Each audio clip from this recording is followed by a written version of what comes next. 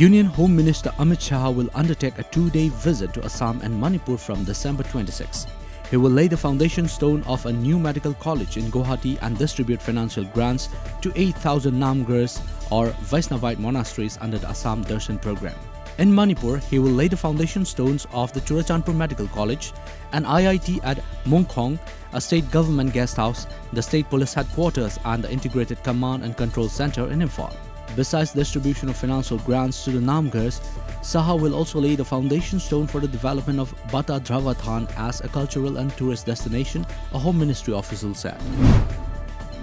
Christmas is being celebrated across Manipur with GAIETY and FERVOR today. In Nonne district, no outsiders were allowed to enter inside any village during Christmas celebration. They follow SOP. As per a government order, churches have to limit the presence to 50%. Christmas is being celebrated at Longmai for Peaceland on the theme Wonderful Counselor. India continued to log more coronavirus recoveries than fresh COVID-19 infections, which rose to 23,067 in the last 24 hours, government data shows. Some 24,661 people fought of COVID in this period, while 336 people died of the illness.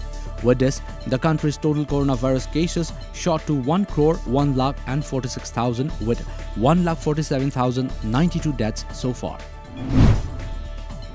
BJP Manipur Pradesh today observed Good Governance Day to mark the 96th birth anniversary of former Prime Minister ATAL BIHARI VAJPAYEE during a function at MSFEC.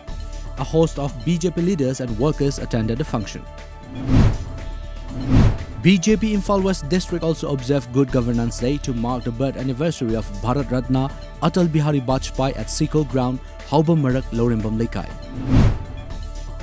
BJP Khangabok Mandal also observed Good Governance Day, marking the birth anniversary of former Prime Minister and BJP leader ATAL BIHARI VAJPAYEE at BJP Khangabok office today. Former Vice President of BJP Manipur Pradesh, Thokchom Jadumani, led the participants in paying rich floral tribute to the photo of the veteran politician on the occasion.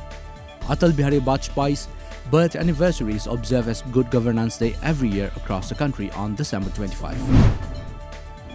In Manipur, security has been tightened in view of the Amit Shah's visit on December 27. A team of IMPHAL's commando continued to search houses today in and around Pureiromba Konangkong in IMPHAL this morning. In the operation, around 90 houses were searched and 140 residents were verified. No one was picked up during the operation, police said. IMPHAL West Commando also conducted house-to-house search operation at Chingmairong Mamang Lekai and Tangkul Avenue. In the operation, 135 houses were searched and 190 residents were verified. No one was detained or picked up during the operation. Children of Let Khuraijam Jugeshwar and Let Khuraijam Ongbi Luikhuila Seija of Uripok Chomlekai today provided essential items at Langol Old Age Home, Langol Ningtholekai as Christmas gift.